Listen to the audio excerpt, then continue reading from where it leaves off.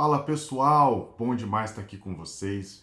Quero que você seja super bem-vindo a esse novo vídeo. Esse é um vídeo muito especial de uma série de vídeos que a gente vai fazer a respeito da reforma tributária aplicada ao seu negócio, aplicada a supermercados. Então, se você é dono de supermercado, se você trabalha em supermercado, você já sabe que você não pode perder.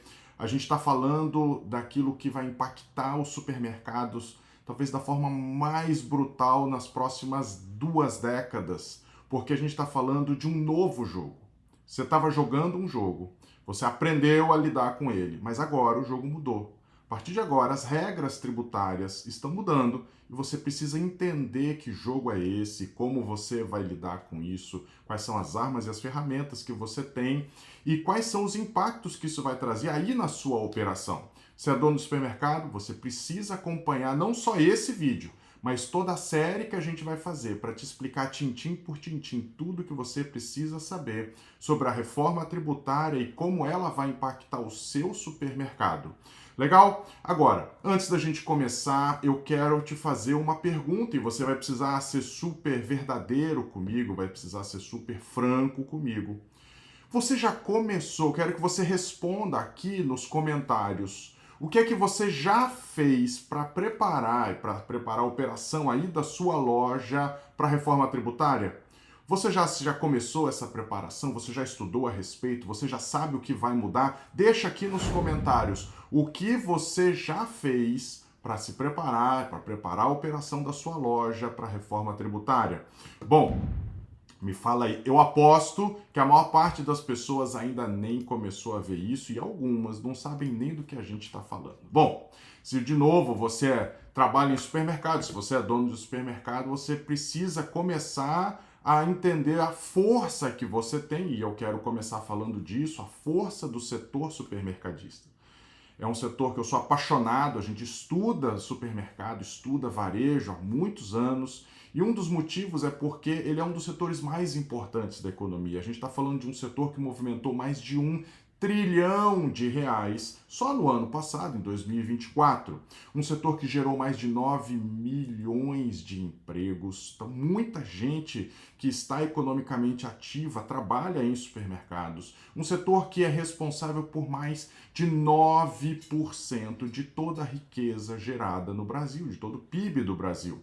Então você precisa entender, cara, se eu trabalho em supermercado, você trabalha numa locomotiva gigantesca, uma força do nosso país. O varejo ele é gigante e você faz parte disso. Sabendo disso, meu irmãozinho, você tem que entender também que a reforma tributária não vai pegar leve com você. A reforma tributária ela vem que vem com tudo.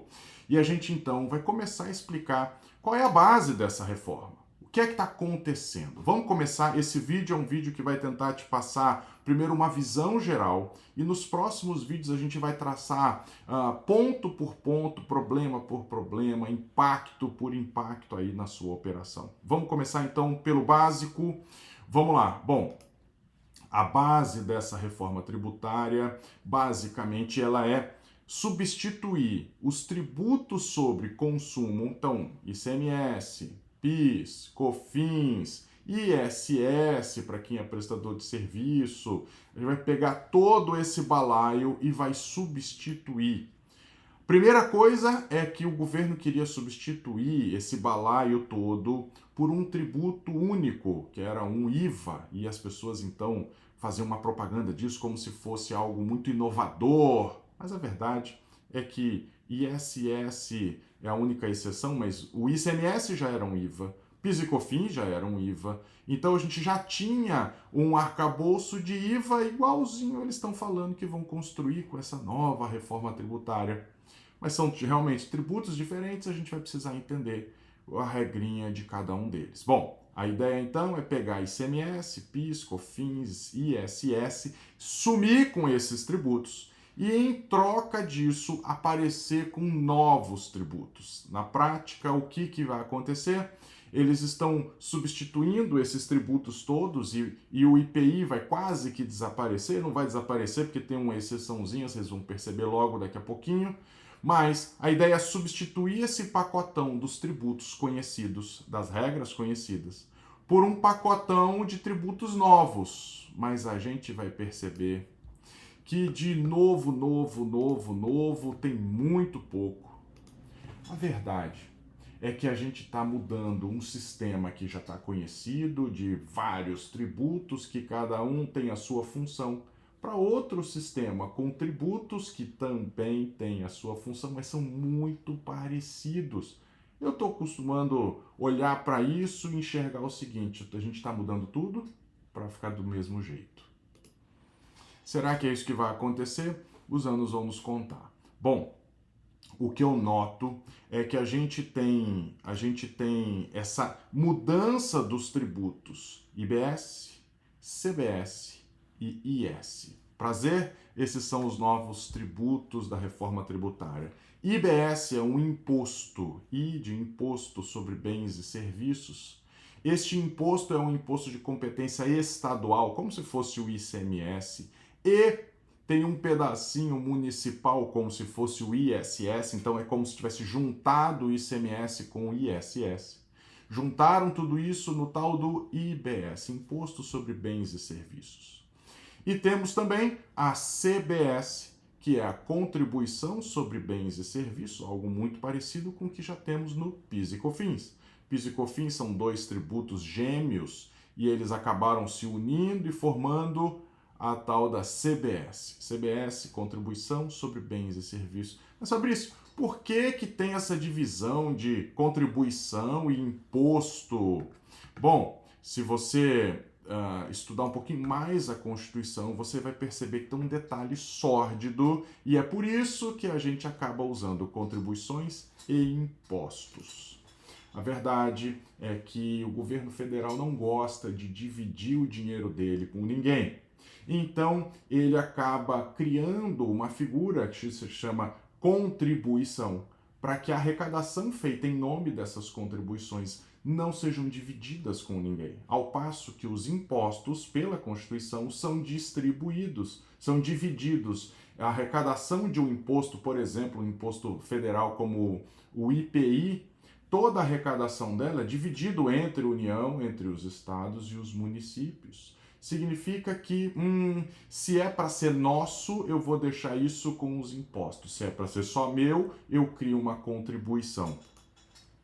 Então, o fisco, ele logo percebeu, saiu daquela ideia de ter um imposto único e foi para, de um lado, uma contribuição, fica só com a União, e de outro lado, o imposto, o IBS, fica com estados e municípios.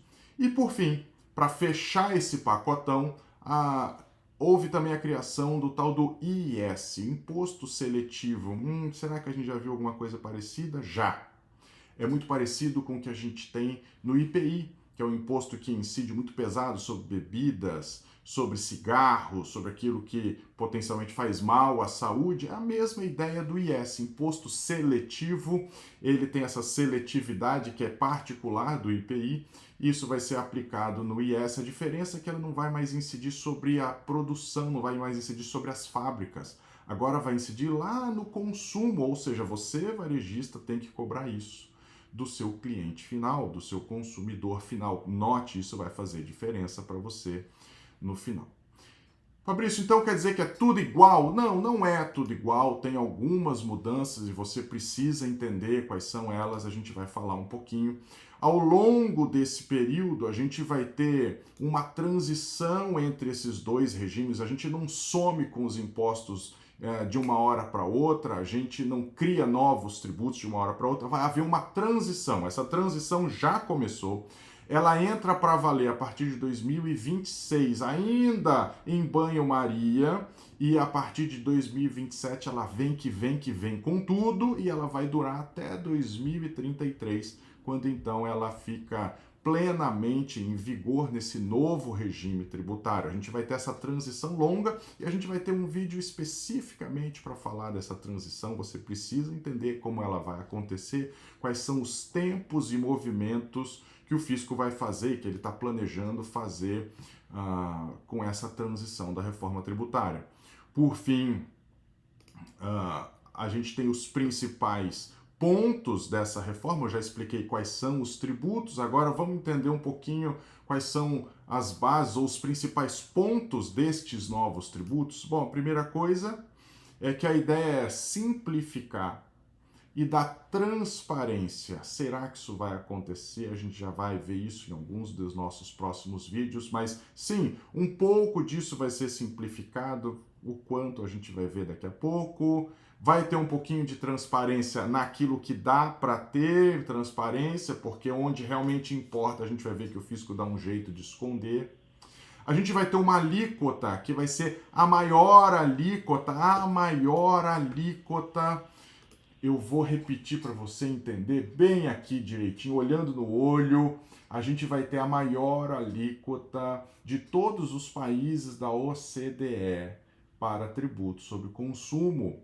É verdade, a gente já vai pagar imposto sobre aquilo que a gente ganha, a gente paga imposto sobre aquilo que a gente gasta e a gente ainda paga imposto sobre aquilo que a gente tem. Será que sobra alguma coisa? A gente vai continuar, então, tendo uma alíquota muito pesada, ainda mais pesada do que a gente tem hoje.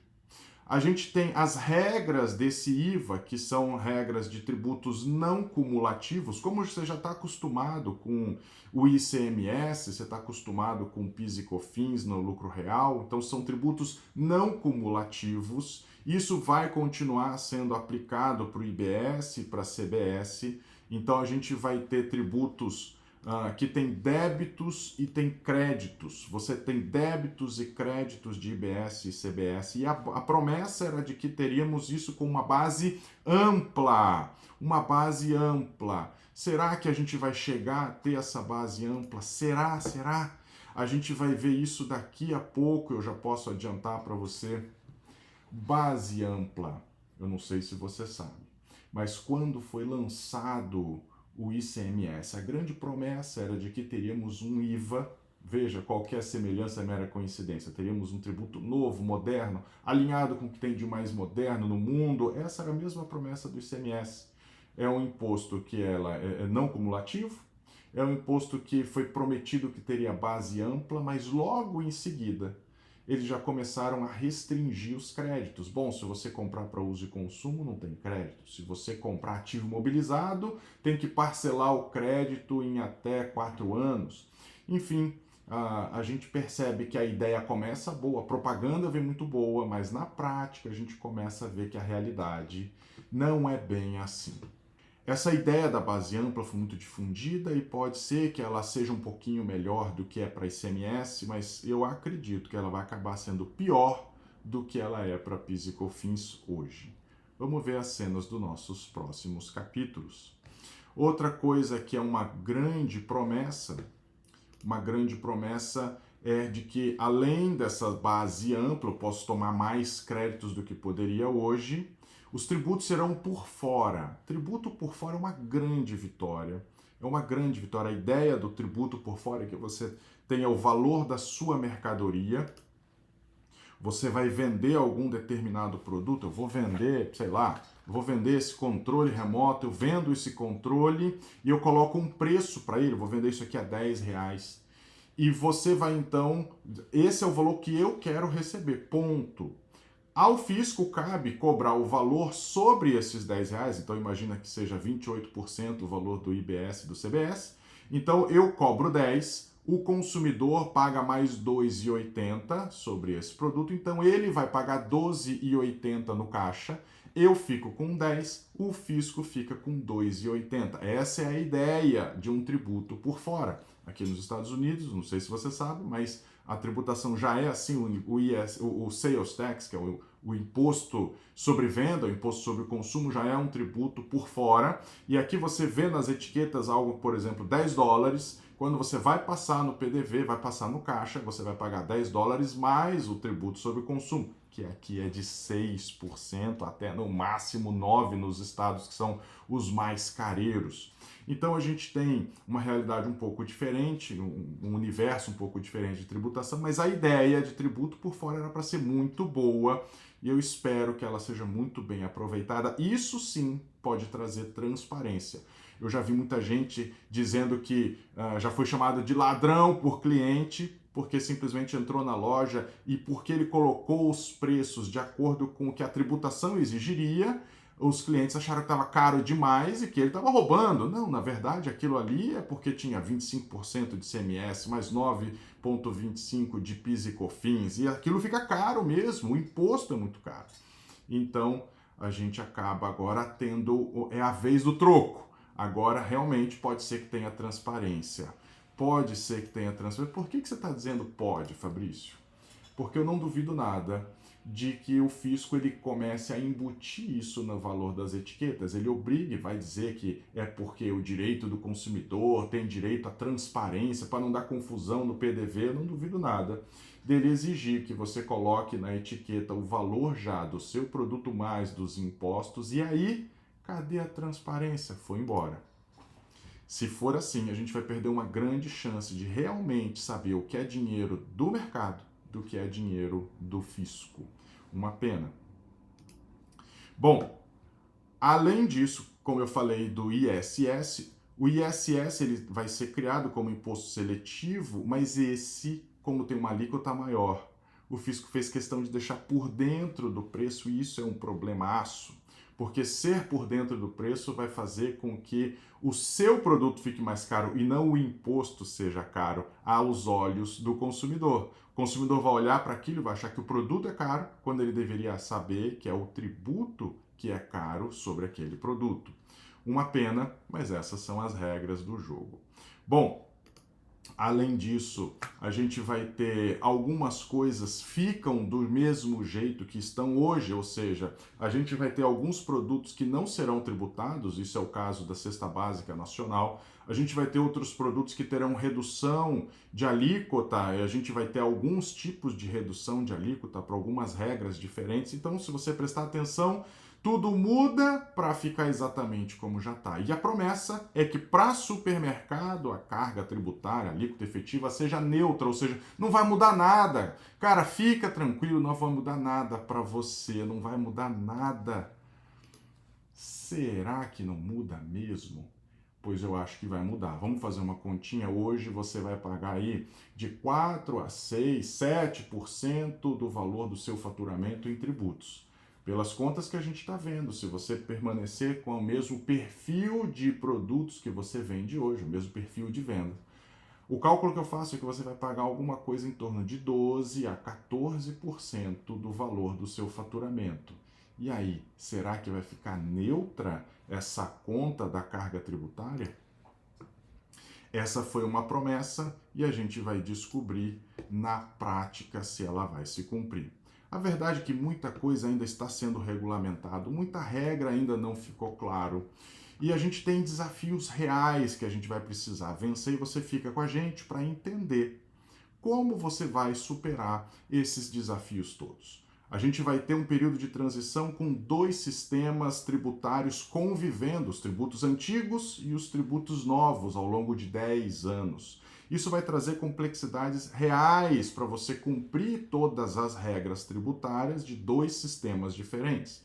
Você vai ter desafios para atualizar o seu sistema, o seu software ele tem que estar atualizado, ele tem que estar blindado, garantindo que ele vai cumprir as regras que o fisco vai soltar e, pasme, nem todas elas ainda estão liberadas. As regras estão sendo criadas e 2026 vai chegar e a gente já tem que estar com todos os sistemas rodando. Por fim, você vai precisar ter um trabalho de correção contínua do seu cadastro de produtos. É isso mesmo. Aquilo que você vende precisa conter os dados tributários corretos. As alíquotas de IBS, alíquotas de CBS, os códigos, as classificações, tudo isso tem que estar amarrado aí dentro do seu cadastro. Por fim, vai ter algo que vai mudar o jogo do seu fluxo de caixa. O seu fluxo de caixa vai ficar comprimido por algo chamado split payment. A gente vai ter um vídeo só sobre isso, é imperdível, você precisa acompanhar, fica ligado.